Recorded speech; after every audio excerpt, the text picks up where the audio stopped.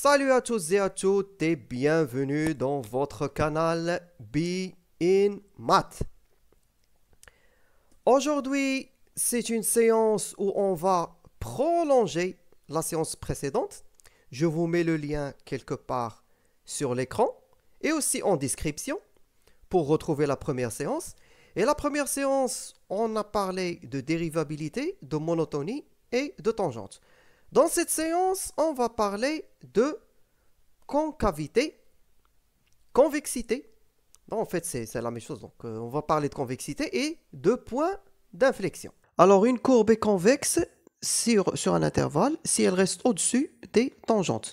Si elle est au-dessus des tangentes, et on va dire qu'elle est convexe. Et si elle est au-dessous de ces tangentes, au-dessous des tangentes, alors on va dire qu'elle est concave.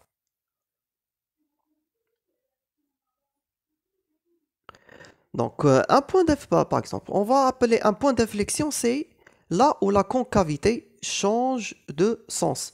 Voilà ce qu'on appelle une inflexion. Et voilà justement un exemple d'inflexion. Si vous pouvez voir ici sur ce point, alors je vais essayer de tracer une tangente. Alors, en ce point, vous remarquez que la tangente, vous êtes au-dessous de votre tangente. Par exemple, ici, alors, dans l'autre cas, non, vous êtes au-dessus. Pardon, je vais retracer. Alors voilà. Si vous focalisez sur cette tangente, d'ailleurs justement, ici, l'allure de la courbe, elle est au-dessous de la tangente. Ici, la courbe est au-dessus de la tangente. Donc, comme vous pouvez le voir, ceci, c'est un point d'inflexion. Voilà à quoi ressemble un point d'inflexion dans cet exemple. Donc, on efface. Donc, voici donc le moyen qu'on doit utiliser euh, pour déterminer la convexité et la concavité. Dans le cas de, on va utiliser le moyen de la dérivée seconde. Alors, si notre dérivée seconde est positive, alors notre fonction est convexe. Si notre dérivée seconde est négative, notre fonction est concave. Si elle est nulle, alors nulle avec changement de signe. Alors nul et changement de signe. Alors il faut avoir que ça soit f seconde nulle et il faut qu'elle change de signe. Alors dans ce cas, vous allez dire euh, vous allez dire que nous avons a, f de a est un point d'inflexion. Alors voici un exemple donc pour mieux voir.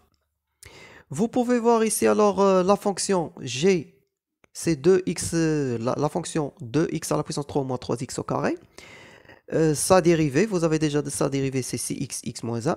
Sa deuxième dérivée, c'est 6 facteur de 2x moins 1.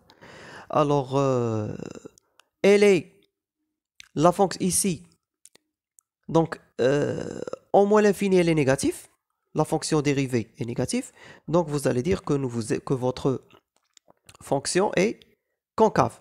Par contre, ici, elle est convexe. Au-dessus des tangentes, ici, elle est au-dessous des tangentes. Mais alors là, le point 1 demi, si vous calculez donc 1 demi, le point 1 demi moins 1 demi, ce point. Alors ce point est un point d'inflexion. Pourquoi? Parce que elle est nulle. D'abord, la fonction dérivée est nulle en 1 demi. Et elle change de signe. Elle était négative et elle est devenue positive. Alors là, c'est un point d'inflexion. Maintenant, c'est le moment d'aborder asymptotes et branches infinies. Donc, vous allez dire que x est égal, vous allez dire donc que x est égal à a, c'est une asymptote verticale si vous calculez la limite en a, à droite ou à gauche, et vous trouvez qu'elle vous donne plus ou moins l'infini. Et vous allez dire que y égale b, c'est une asymptote horizontale si vous calculez la limite de f de x en plus l'infini ou en moins l'infini et vous obtenez un nombre réel b. Donc voilà pour les asymptotes verticales et horizontales.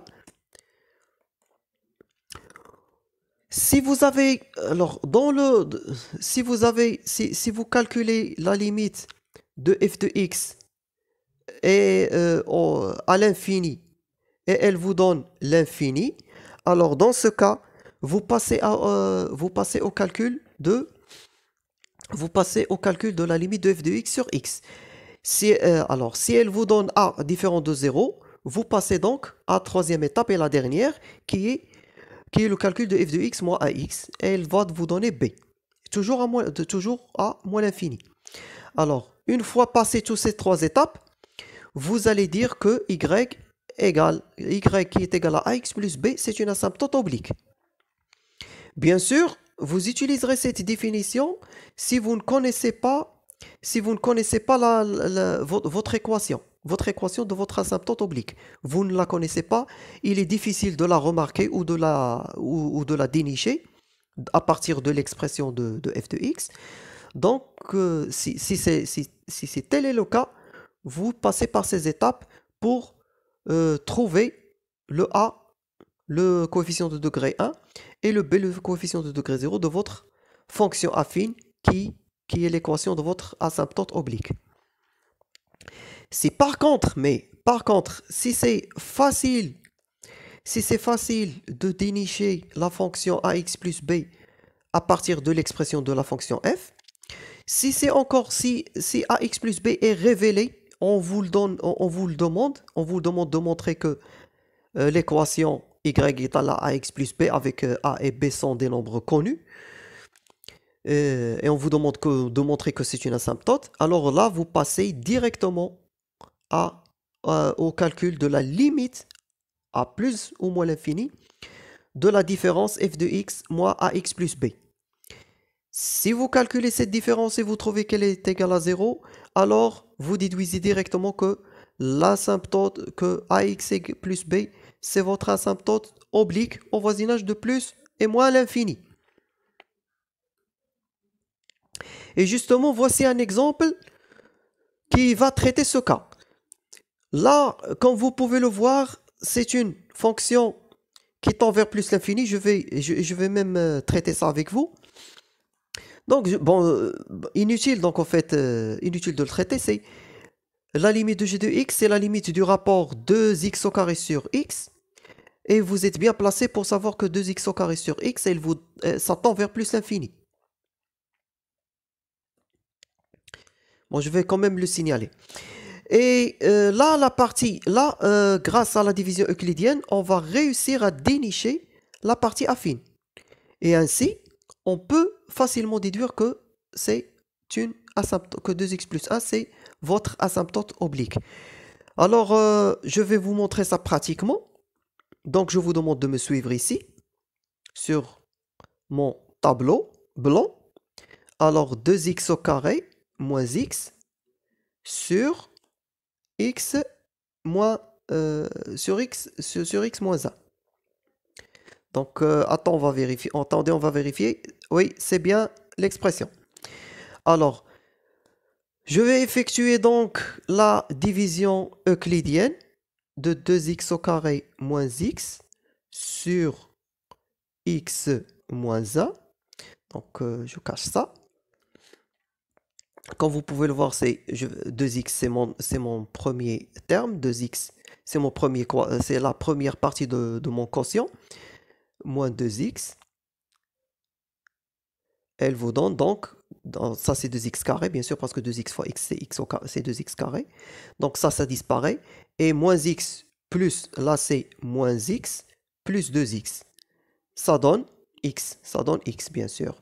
Donc j'efface le dernier, j'efface cette partie donc. Donc moi j'essaie juste de montrer un petit peu les choses. Donc là c'est x. Alors x sur x moins 1, donc quel est le plus approprié, c'est de mettre le terme plus 1. Alors plus 1, c'est là j'obtiendrai x moins 1. X moins x, c'est 0. Et donc, 0 moins 1, c'est 1. Donc là, la célèbre formule qu'on connaît tous, c'est que notre diviseur va être égal à notre dividende multiplié par notre quotient plus notre reste. Ainsi donc, voilà ce que notre g de x va devenir. Donc ça sera, à la place de 2x au carré moins x, je mets x moins 1, 2x plus 1 sur x moins 1. Et qu'est-ce qu'elle donne? X moins 1, 2x plus 1 sur x moins 1. On va séparer, autrement, on va séparer en deux fractions. Ensemble de deux fractions qui ont le même dénominateur, qui est x moins 1. Alors là, vous pouvez remarquer que x moins 1 va se simplifier avec x moins 1. Il ne reste plus.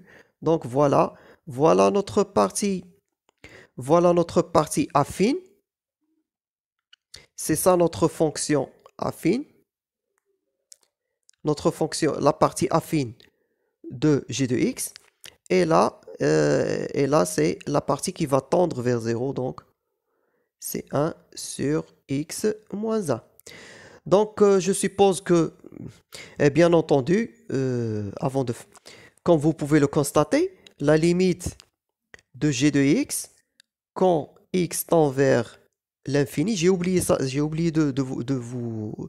Je devais faire ça en premier. Donc, voilà la limite quand x tend vers l'infini d'une fraction rationnelle. Donc, vous prenez le rapport, c'est-à-dire le terme le terme du plus grand degré en haut, 2x carré, sur x, et ça se simplifie, donc il ne reste plus que 2x quand x tend vers l'infini. Et vous êtes bien placé pour voir que c'est l'infini. Bien sûr, 2 fois l'infini, qu'est-ce qu'elle donnera autre que l'infini? Donc voilà. Voilà donc comment on a obtenu cette partie affine. Pardon, donc je reviens. Voilà donc comment on peut dénicher la partie affine à partir de l'expression. Et voilà aussi notre partie qui va tendre vers 0. La limite de 1 sur x moins 1, c'est la limite de 1 sur x. Ça tendra vers 0. Et donc, on va dire que 2x plus 1, c'est notre asymptote oblique. Pour le moment, donc, on va suspendre la séance ici. Merci donc pour votre attention. Si vous avez aimé, likez et partagez. Ça nous aide. Ça nous aide à se faire connaître. Et ça nous encourage également. Si vous avez des questions, posez-les en commentaire. Si vous ne l'avez pas encore fait, alors c'est le moment de vous abonner, d'activer la cloche pour être présent la séance prochaine et aussi ne pas rater les nouveautés qu'on fait sur notre canal. Et d'ici jusqu'à la prochaine séance, portez-vous bien. À bientôt.